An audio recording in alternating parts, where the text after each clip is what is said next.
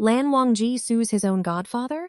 Wang Yibo versus Xinpai Media. Full story. Everyone remembers 2019 Wang Yibo, the boy who blew up overnight as Lan Wangji. Nobody talks about the part where years later, that same company was still cashing in on his face, without asking. When I first saw Wang Yibo sues the Untamed production company trending, I actually laughed out loud, like, huh? Come again? That's literally what I typed to my friend before I even read the article properly. In my head, I was already drafting some joke about him suing his own fame into existence. Then I sat down and read it, and my laugh kind of died in my throat.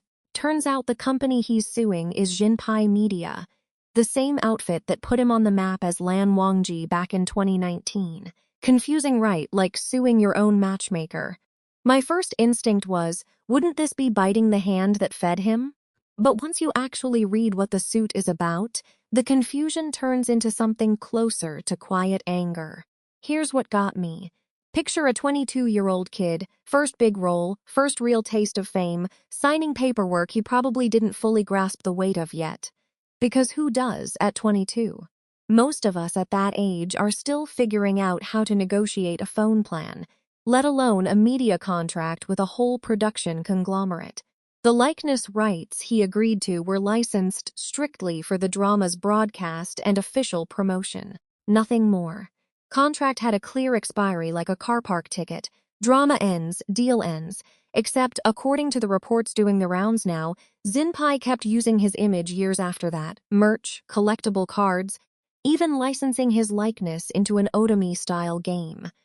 None of that sounds like official promo to me. That sounds like a company that just never stopped the clock. There are separate accusations floating around too, about behind-the-scenes footage getting used in ways he never agreed to. To be fair, these are claims currently before the court, hearing set for the 8th of October, so it's not a settled verdict yet, and I'm not about to play judge and jury here. But the human detail underneath the legal language is what actually sticks with me.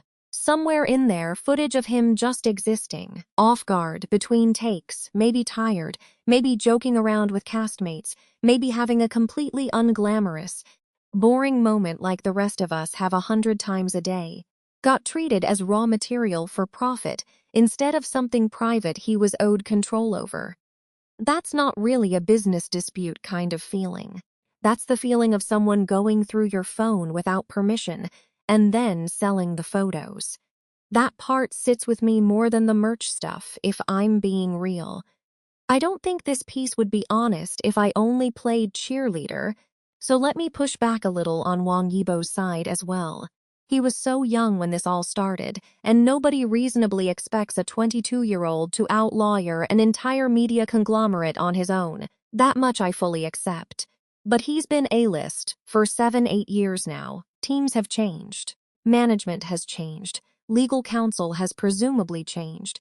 At some point, the original contract had gaps, stops being a forgivable rookie mistake, and starts looking like a systemic blind spot that nobody upstream bothered to close. And I can only imagine how frustrating that realization must have felt on his end. Watching this happen quietly for years, maybe hearing about it from fans before his own team flagged it, before finally deciding enough is enough and taking it to court. There's a particular kind of exhaustion in that timeline. Not the dramatic headline kind of frustration, but the slow burn kind that builds up over years of small compromises until one day it just doesn't feel worth staying quiet anymore. Here's the part I think gets overlooked in a lot of the hot take commentary. This isn't just his story, it's the fandom story too. I've scrolled through enough comment sections now to notice a pattern. People saying things like, I bought those photo cards thinking I was supporting him, only to realize the money likely never really reached him at all. There's real hurt in that, and it's not anger directed at him.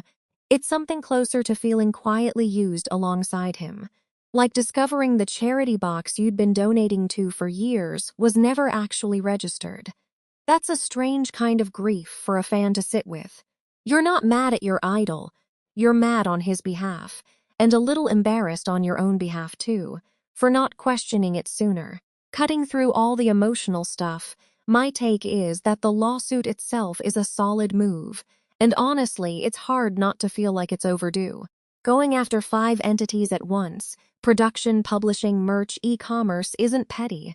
It's someone finally closing the whole loop instead of chasing one seller at a time while feeling worn out every single time a new collab or limited edition pops up out of nowhere. There's also something quietly satisfying about watching someone stop being polite about a problem that's clearly been going on for years. A lot of public figures in his position just absorb this stuff because pushing back risks looking difficult or ungrateful or like they're biting the hand that made them. Choosing to actually fight it in a real courtroom with a real date on the calendar takes a kind of resolve that I think deserves more credit than it's getting in some corners of the internet. The fanbase response is genuinely split, and I think both sides have their own valid point.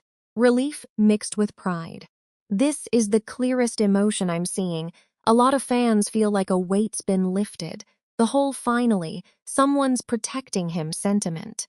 This is usually the crowd that's followed him for years, that's watched him get gossiped about, mocked, or shipped into CPs he never consented to, over and over. So seeing him actually use the law to reclaim control over his own image feels like a long overdue vindication.